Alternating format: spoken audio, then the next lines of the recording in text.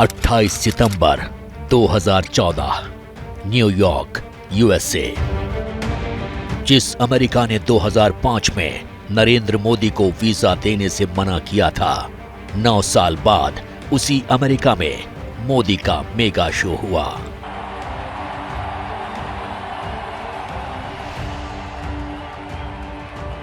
New York के Madison Square में मोदी का शोर वर्ल्ड वाइड सेंसेशन बन गया।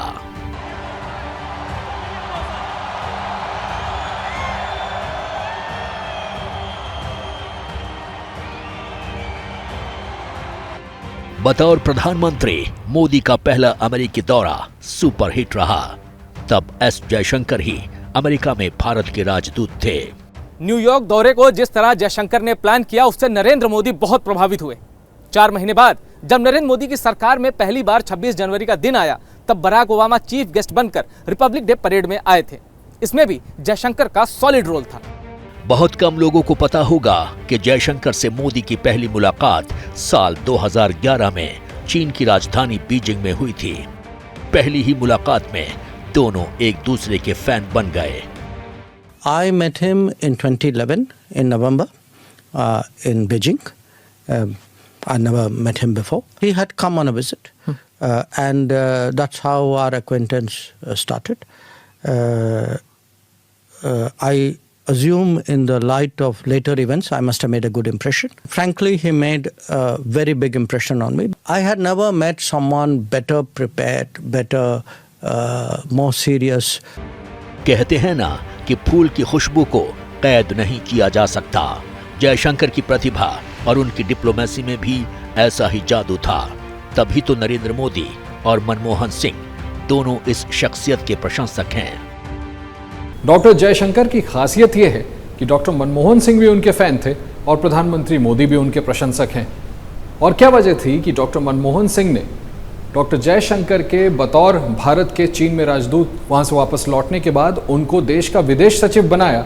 वहीं नरेंद्र मोदी ने प्रधानमंत्री बनने के बाद जब डॉक्टर जयशंकर अपने पद से रिटायर हुए, उसके बाद न सिर्फ उन्हें देश का एक सांसद बनाया, बल्कि अपनी सरकार में सुषमा स्वराज के बाद देश का विदेश मंत्री भी बनाया।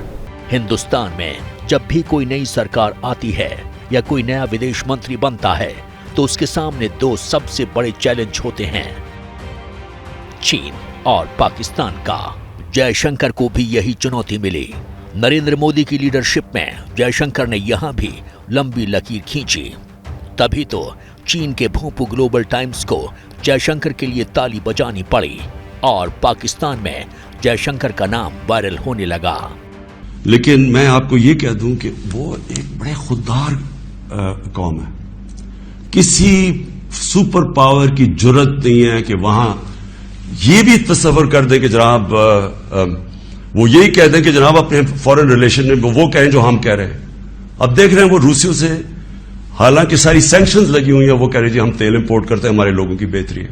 दुनिया में पाकिस्तान जलील हो रहा है। जो बिलावल भुट्टो हिंदुस्तान गया है, जिस तरह का वहां रवैया हिंदुस्तान के फॉरेन मिनिस्टर का था, हम सब के लिए शर्मिंदगी का बायस है। अब बात करते हैं चीन की।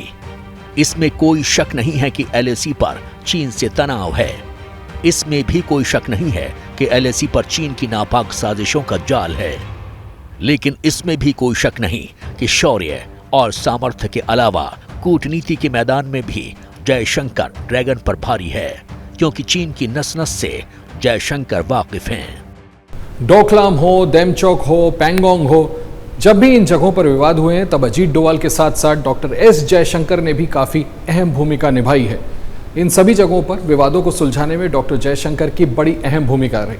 ऐसे में सवाल उठता है कि आखिर डॉक्टर जयशंकर चीन को दूसरों से बेहतर कैसे समझते हैं।